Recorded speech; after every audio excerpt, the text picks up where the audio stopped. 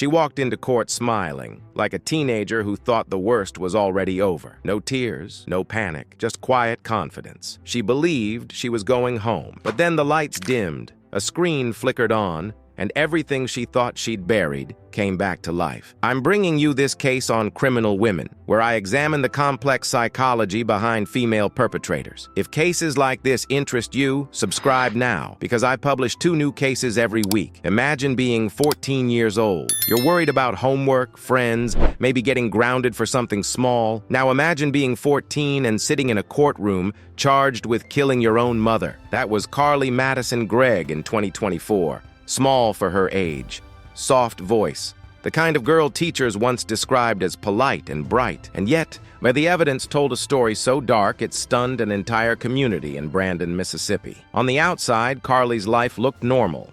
She was a high school student. Her mother, Ashley Smiley, was a respected math teacher at the same school Carly attended. People described Ashley as warm and patient. After divorcing Carly's biological father, she remarried Heath Smiley, a calm, steady man who tried to be a supportive stepfather. From the outside, they looked like a stable family rebuilding life together. But inside that home, things were shifting. Carly had been struggling quietly. She had been dealing with anxiety and depression. There were signs of self-harm hidden beneath clothing.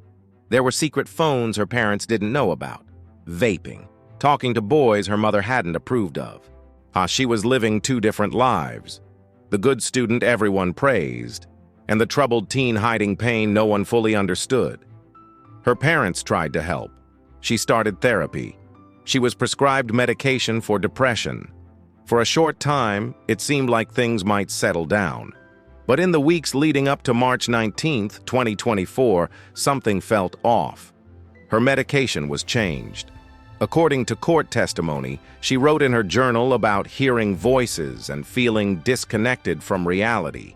Was it real? Was it exaggeration? That question would later divide a courtroom. Then came that Tuesday afternoon.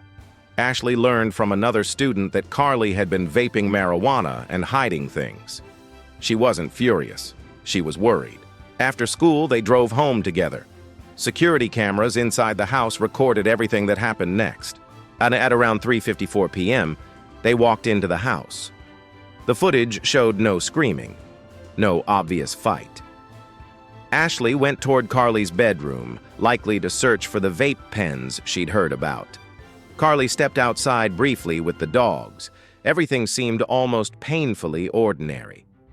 Then Carly came back inside. The cameras captured her walking through the kitchen calmly, not running, not shaking. Calm. She turned and walked into her parents' bedroom. From under a mattress, she retrieved a .357 Magnum handgun. She held it behind her back as she walked down the hallway. Think about that moment. A 14-year-old girl carrying a loaded revolver behind her back. Her mother just a few steps away. Within minutes, 3 shots rang out.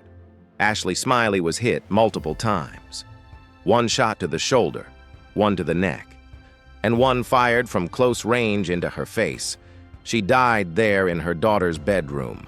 What happened in the next 10 minutes became one of the most chilling parts of the entire case. Carly did not immediately call 911. Instead, she walked back into the kitchen and sat down. The camera showed her holding the gun out of sight. She picked up her mother's phone. She unlocked it. She texted her stepfather, Heath, pretending to be Ashley. "When will you be home, honey?"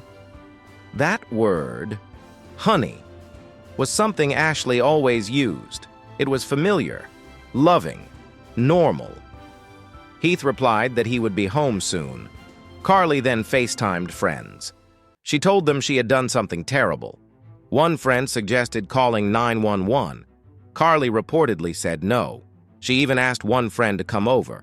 When that friend arrived, Carly opened the door and asked a question that still sends chills down people's spines. "Do dead bodies make you squeamish?" She showed her friend her mother's body. Then she said she had bullets left for her stepfather. Ask yourself this: was that confusion, or was it planning? Before Heath arrived, Carly repositioned her mother's body, placing her hands over her stomach and covering her face with a towel. Investigators later said she was heard softly humming while waiting. Heath got home around 5 p.m., unaware of what had happened. He walked through the door into the laundry room. Carly was waiting. She fired at him. One bullet struck him near his shoulder and neck. Injured and shocked, Heath lunged at her. They struggled. He managed to wrestle the gun away. Carly ran out the back door and fled the neighborhood, bleeding. Heath called 911. His voice on that call was broken and confused. At first, he sounded like he didn't fully understand what had happened. Then he said the words no parent ever imagined saying. She killed her mom. Police found Carly not far away, standing near a drainage ditch. She appeared small and disoriented. She asked officers if Heath was okay. Inside the home, the evidence was overwhelming. Security footage, text messages, the weapon, the timeline. This was not a mystery about what happened. It was a question of why. Prosecutors charged Carly as an adult. She faced first-degree murder for her mother's death, attempted murder for shooting Heath, and tampering with evidence. The defense built their case around mental illness. They argued Carly had been experiencing psychosis, that a medication change days earlier triggered something catastrophic, that she wasn't a monster, but a sick child whose mind had fractured. The prosecution painted a different picture. They pointed to the texting, the impersonation, the invitation to her friend, the waiting with the gun. They argued these were signs she knew exactly what she was doing. Before trial, Carly was offered a plea deal, 40 years in prison. For a 14-year-old, that meant walking free in her 50s. She rejected it. In court, she sometimes cried, sometimes covered her ears during testimony. She looked young, younger than her age. Teachers described her as sweet. Friends said she wasn't violent. But then came the videos. The jury watched the security footage from inside the house. They saw her walking calmly to get the gun. They saw her sitting at the counter after the shooting. They saw her waiting. That calmness became the center of everything. The defense brought in mental health experts who said she suffered from serious psychiatric issues. The prosecution brought their own experts who said she understood right from wrong, that even if she was depressed or anxious, she was not legally insane. The courtroom felt split in two. Was this a child in the middle of a psychotic break, or a teenager who made a calculated, horrifying choice? The jury deliberated for less than 2 hours.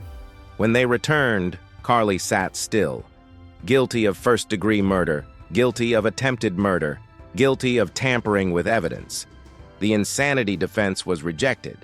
During sentencing, the jury had options: life with parole, life without parole. They chose life. At 15 years old, Carly Gregg was sentenced to spend the rest of her life in prison. She cried quietly as deputies led her away. Ashley Smiley's family said justice was served. Others struggled with the image of a teenager dying behind bars. Her biological father spoke publicly, saying mental illness ran in the family and the system had failed her. Even now, people argue about this case. Was it untreated mental illness? A reaction to fear of punishment? A combination of genetics and stress and access to a weapon? And here's the part that stays with many people.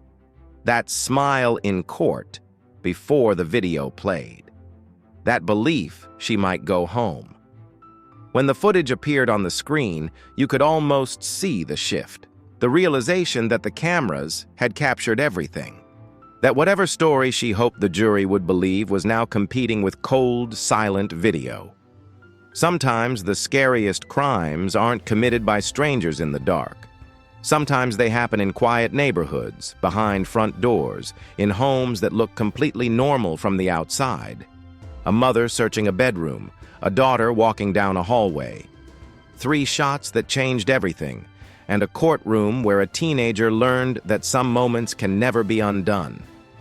Cases like this don't leave you with easy answers. They leave you thinking long after the screen goes dark. What do you believe? Illness, intention, or something in between? Let me know your thoughts below. And don't forget to subscribe. If this story moved you, share it and stick around for the next one.